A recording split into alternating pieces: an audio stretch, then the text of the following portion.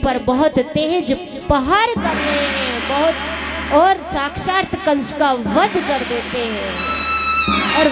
और कंस को कहते हैं कि मेरे 6 भाइयों ने आपका क्या बिगाड़ा था जो उनको इतनी क्रूरता से आपने मारा।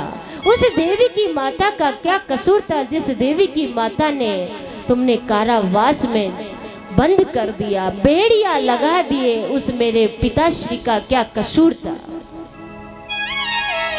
आपका काल तो मेह था, लेकिन उस देवी की माता को इतना दुख क्यों दिया।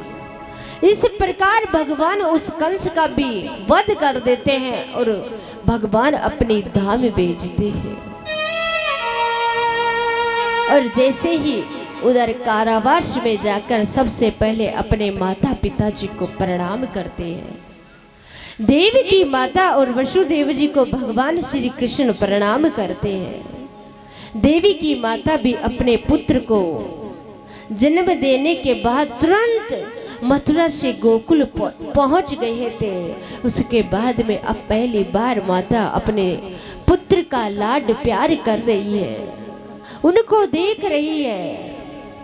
और वसुदेव जी भी अपने पुत्र को आशीर्वाद देते हैं, अपने गले से लगाते हैं। उग्रसेन जी से उनको भी उधर कारावास में बंद कर देते हैं, तो उग्रसेन जी को भी कारावास से बाहर निकालते हैं। जो राज सिंहासन था वो उग्रसेन जी को राज सिंहासन पर बिठाया जाता है। कई दिनों तक तो मथुरा में रहते हैं कन्हैया। उसके बाद वसुदेव जी उनको गुरुकुल में भेज देते हैं। जब कन्हैया गुरुकुल में जाते हैं, उनकी भेंट वहां पर सुदामा जी से होती है। सुदामा जी और कन्हैया की इतनी गहरी मित्रता हो जाती है, निस्वार्थ प्रेम होता है। और ऐसी मित्रता की आज युगों युगों तक भी उनकी मिसाल दी जाती है। निस्वार्थ प्रेम था कन्हैया और सुदामा के बीच में।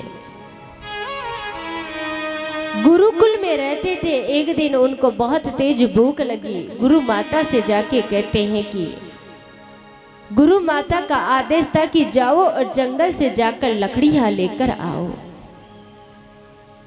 लकड़ियां लेकर आओगे जब भोजन प्रसादी तैयार होगी।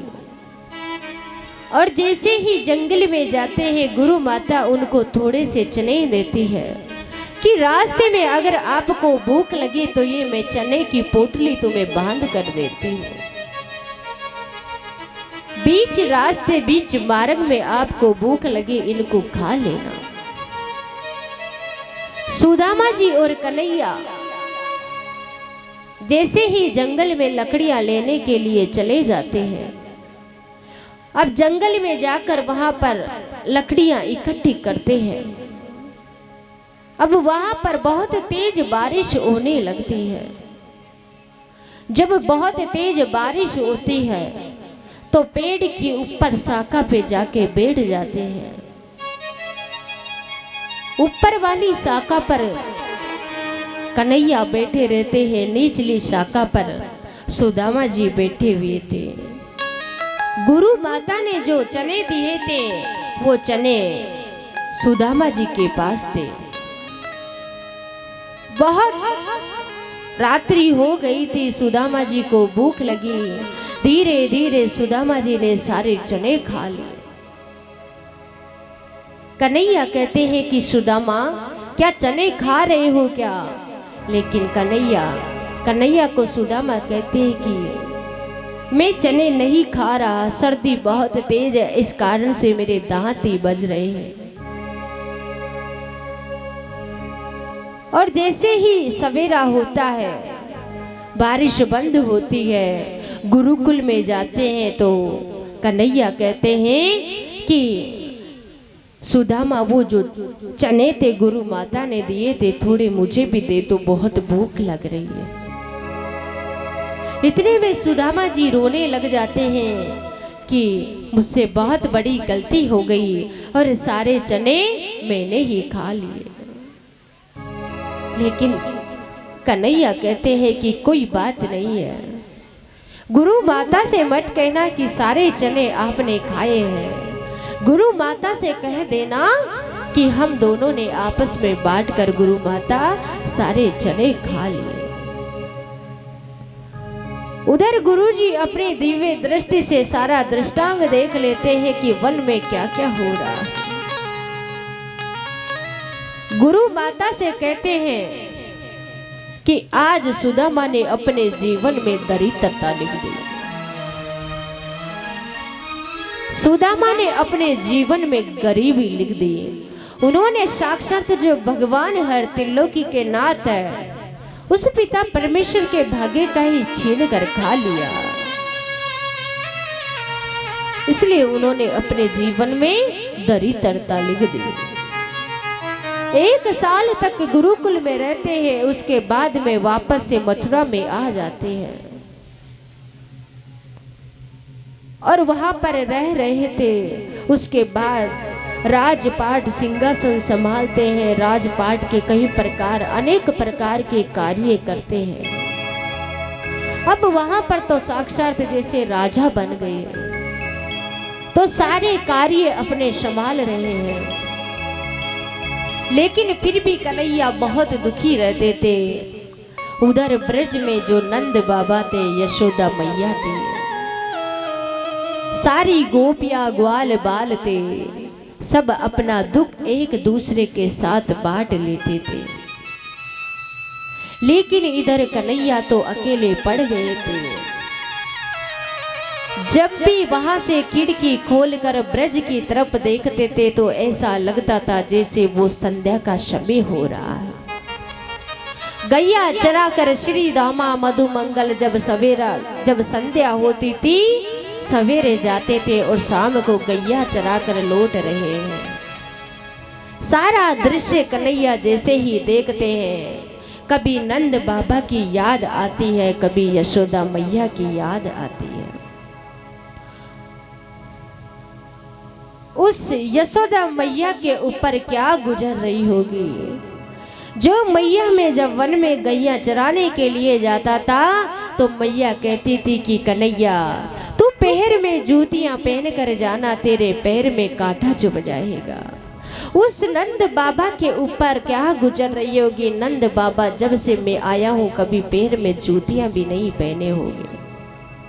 जब छोटा सा नन्हा सा बालक होता है, एक पिता भी अपने पुत्र से इतना प्रेम इतना स्नेह करते हैं।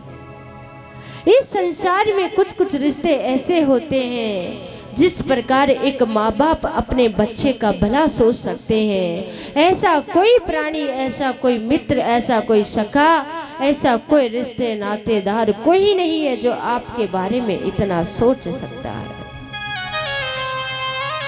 उस माँ की जगह भी इस दुनिया में कोई ले नहीं सकता। तो बोले मैं जब तक अपने पैर पर जूतियां रखकर बाबा के पैरों तक नहीं ले जाता था, जब तक बाबा पैर में जूतियां नहीं पहनते थे। आज कितने दिन हो गए मुझे वहां से आए हुए, लेकिन बाबा ने कभी अपने पैरों में जूतियां नहीं पहनी होगी। उन गोपियों का क्या कसूर था जो मुझसे इतना प्रेम करती थी।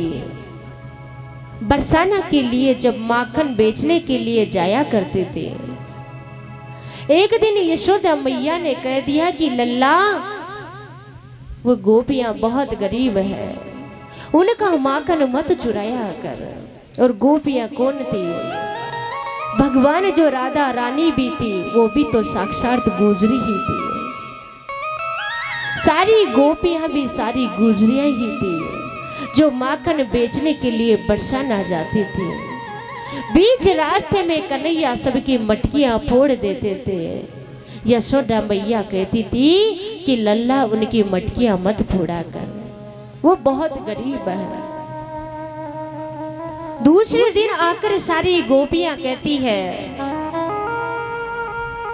कि अरे यशोदा तेरा ही कुछ लगता है क्या कन्हैया, हमारा कुछ नहीं लगता है क्या?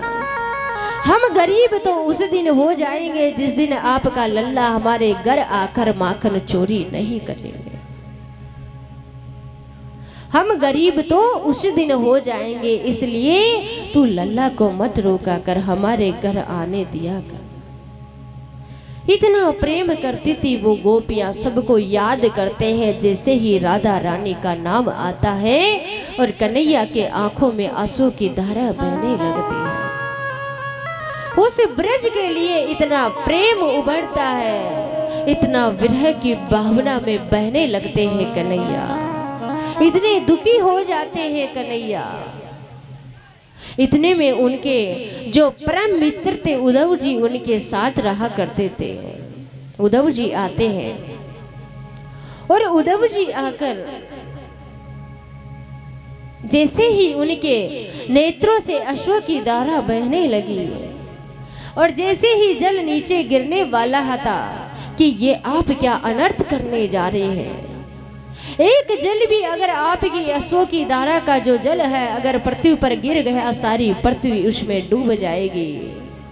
आप तो साक्षात ही उस भगवान के अवतार हो, अविनाशी हो, पिता परमेश्वर भगवान हो, सर्वव्यापक हो। आप ऐसा कैसे कर सकते हो? आपकी आंखों में ऐसा कैसे प्रेम उभर सकता है? आप इतना प्रेम में कैसे पड़ सकते हैं? भगवान जिससे प्रेम करते हैं उस व्यक्ति को अपना जैसा बना देते हैं। उद्धव जी ज्ञान को बहुत महत्व देते थे, प्रेम की भाषा उद्धव जी समझते भी नहीं थे। लेकिन कन्हैया कहते थे कि उद्धव मुझसे ब्रज बिसरत ना ही, मुझे ब्रज की बहुत याद आती है, मुझे उस यशोदा मैया की बहुत याद आती है, राधा की बहुत याद आती है, नंद बाबा की बहुत याद आती है। सारे ब्रज में जो सारे बाल सखाते श्री दामा मधु मंगल सबकी मुझे बहुत याद आती है। इतने में उद्धव जी कहते हैं कि आप इतने प्रेम में पड़ जाओगे तो उनको ज्ञान मार्ग का संदेश कैसे दोगे? आप जाइए और ब्रज में जाकर उनको ज्ञान मार्ग की शिक्षा दीजिए। भगवान मन ही मन में विचार करते हैं कि यही अवसर है उद्धव जी को अपना जैसा बनाने का,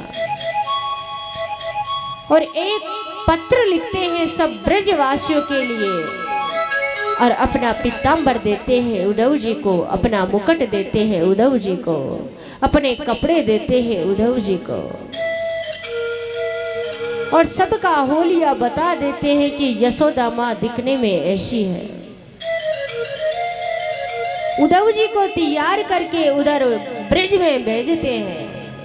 अब रास्ते से ब्रज के लिए उद्धव जी जा रहे हैं और जैसे ही ब्रज में प्रवेश करते हैं और ब्रज में प्रवेश करते हैं, जैसे ब्रज की धूल उद्धव जी के ऊपर जैसे ही लगती है, जैसे ब्रज की धूल लगती है, वैसे वैसे उस प्रेम की भाषा को उद्धव जी धीरे धीरे समझने लगते हैं कि इस संसार में सबसे अद्भुत है वो प्रेम। एक प्रेम भी कुछ संसार में।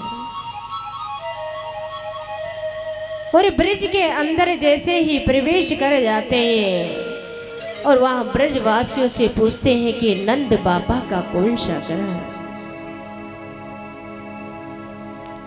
जब नंद बाबा का घर का रास्ता तो हर व्यक्ति जानता, हमें लगता है कि आप मथुरा वाले हैं, जरूर हमसे कुछ छीनने के लिए आए, हमारे पास बचा ही क्या है। हमारे कन्हैया थे, उनको तो आप छीन कर ले गए, अब हमारे पास क्या बचा है जो आप वापस हमारे पास आए हैं।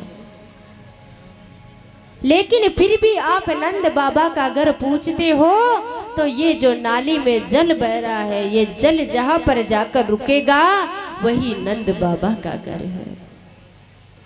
ये कोई साधारण जल नहीं है, ये वो जल है जो नंद बाबा के आंखों से जो आंसू की धारा बहती है।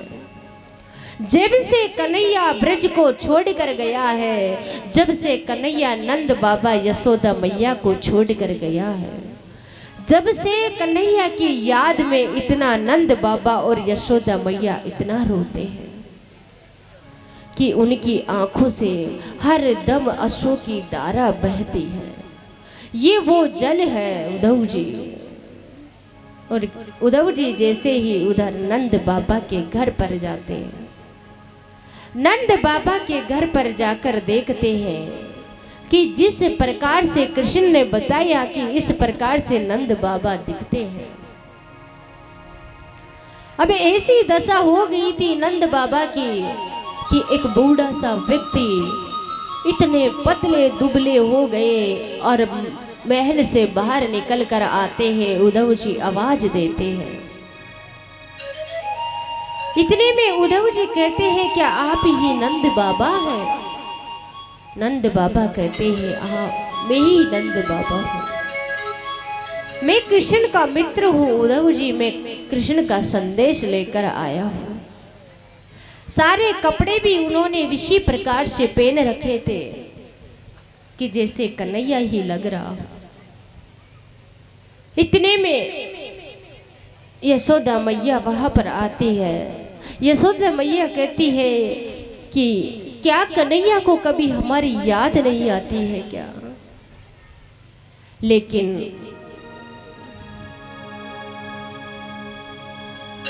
यशोदा माँ से कहते हैं तो उद्धव जी कहते हैं कि मैया जब मैं मथुरा से आ रहा था तभी देवी की माता भी कहती है कि धन्य हो यशोदा मैया तेरे लालन पालन को, तूने इतने अच्छे संस्कार दिया है मेरे कन्हैया को। लेकिन तू कहती थी कि कन्हैया तो बहुत नटखट है, कन्हैया को तो बहुत मिठाइयाँ पसंद है, कन्हैया बहुत चंचल है। लेकिन मैंने तो कभी इसे यहाँ पर आने के बाद में कभी खेलते हुए भी नहीं देखा।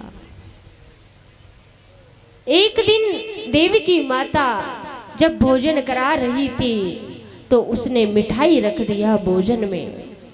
तो उद्धव जी से कहते हैं कि आप मैया से कहना, कन्हैया उद्धव जी से कहते हैं कि देवी की माता से कहना कि कभी मेरे भोजन में मिठाई ना रखे।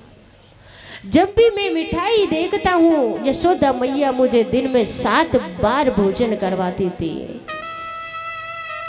जब भी मैं मिठाई देखता हूँ तो मुझे यशोदा मैया की याद आती है।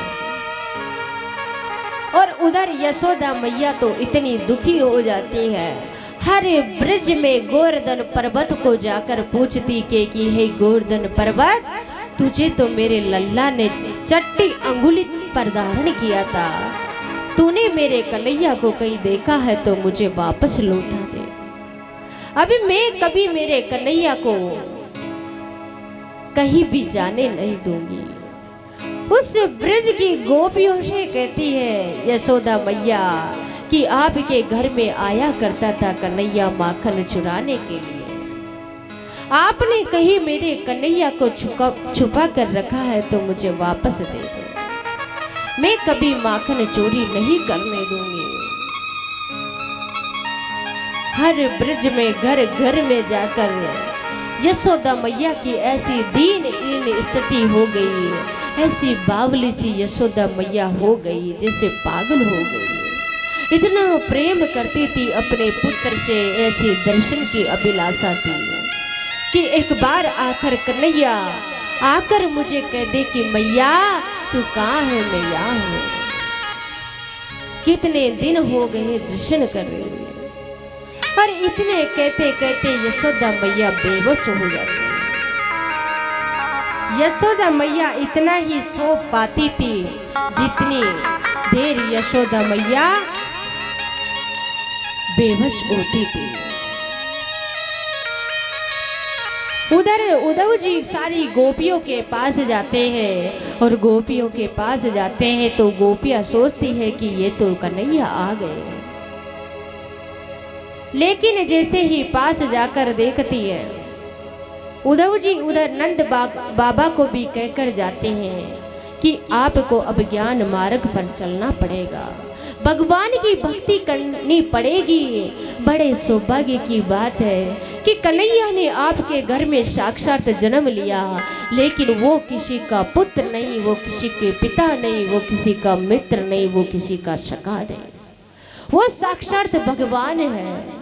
नंद बाबा भी दुखी हो जाते हैं कि उद्धव जी आप क्या कहते हैं, क्या आप वो हमारे भगवान हैं? एक बालक अपने पुत्र को छोड़कर जा सकता है, लेकिन एक भगवान से कैसे भूल हो सकती है? भगवान हमें कैसे छोड़कर जा सकते हैं? भगवान तो हमें कभी छोड़कर नहीं जा सकते हैं। और इतने कहते कहते नंद बाबा बेबस हो जाते हैं। वहां से उठकर आते हैं उद्धव जी, गोपियों के पास जाते हैं। और जैसे ही गोपियों के पास जाकर सारी गोपियां सोचती है कि मेरे कन्हैया आ गए हैं, लेकिन पता चलता है कि ये तो उनके परम मित्र उद्धव जी हैं। उद्धव जी सारे गोपियों को कहते हैं कि अब तुम सबको अब ज्ञान मार्ग पर चलना पड़ेगा। लेकिन गोपियां कहती है कि हमारा मन तो एक था जो भगवान श्री कृष्ण को समर्पित कर दिए, और उस कन्हैया के लिए तो हम हमारे प्राण भी न्यौछावर कर सकते हैं। उस कन्हैया के लिए तो ऐसा उन गोपियों का सारा भाव था। सबसे मिलकर उद्धव जी उधर जा रहे हैं। बोलिए कृष्ण कन्हैया लाल की जय।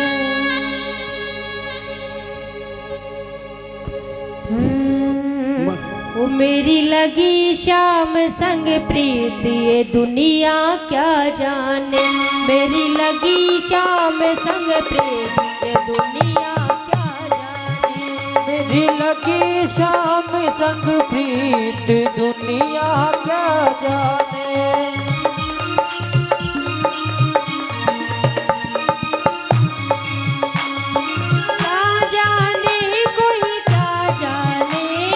क्या जाने कोई क्या जाने, मुझे मिल गया मन का प्रेम ये दुनिया क्या जाने, ओ मुझे मिल गया मन का मीत दुनिया क्या जाने।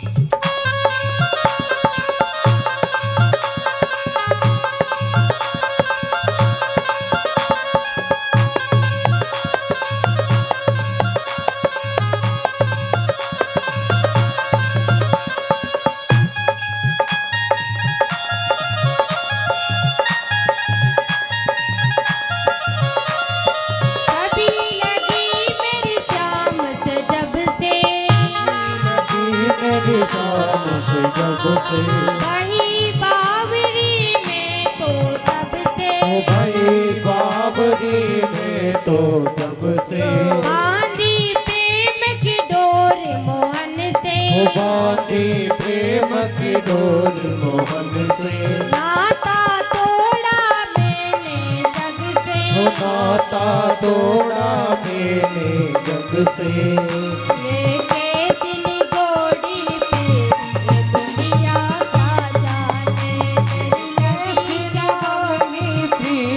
दुनिया क्या जाने, क्या जाने कोई क्या जाने, क्या जाने कोई क्या जाने, लगी श्याम संग प्रीत दुनिया क्या जाने, लगी श्याम संग प्रीत दुनिया क्या जाने। बोले कृष्ण कन्हैया लाल की, राधे रमन सरकार की, परशुराम जी महाराज की। जय हो।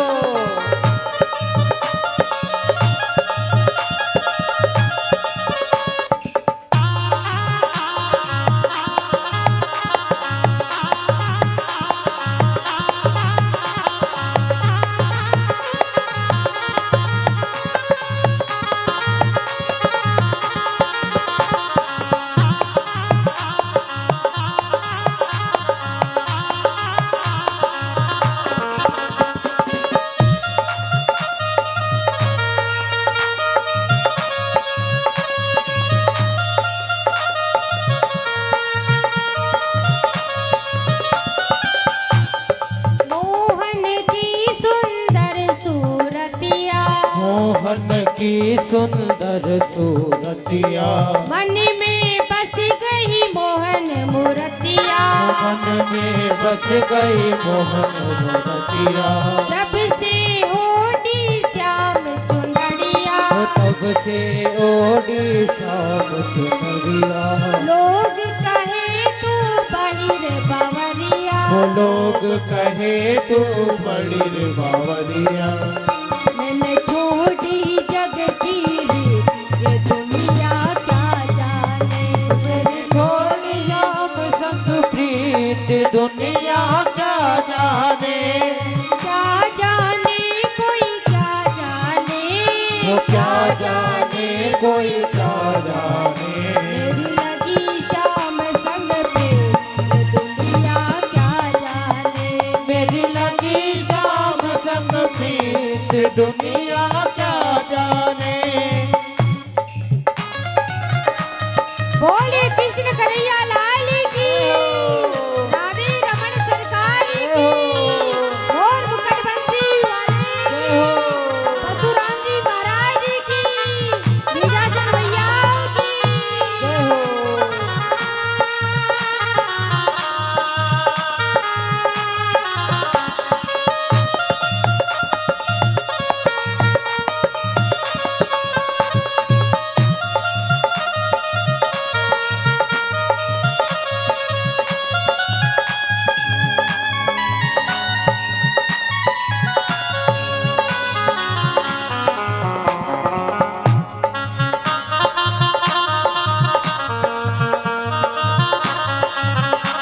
वो हर दम में तो रहूं मस्तानी, हर दम में तो रहूं मस्तानी। रूप रास अंग अंग समानी, रूप राशि अंग अंग समानी। हेरत हेरत रहूं दीवानी, ओ हेरत हेरत रहूं दीवानी। मेरी लगी शाम संग पे, ये दुनिया क्या जाने। मेरी लगी शाम संग प्रीत दुनिया क्या जाने।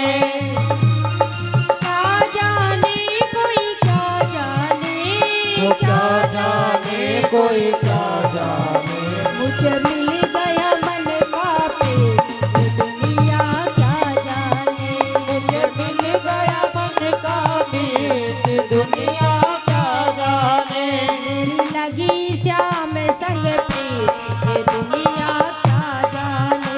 मेरी लगी शाम संग प्रीत दुनिया क्या जाने।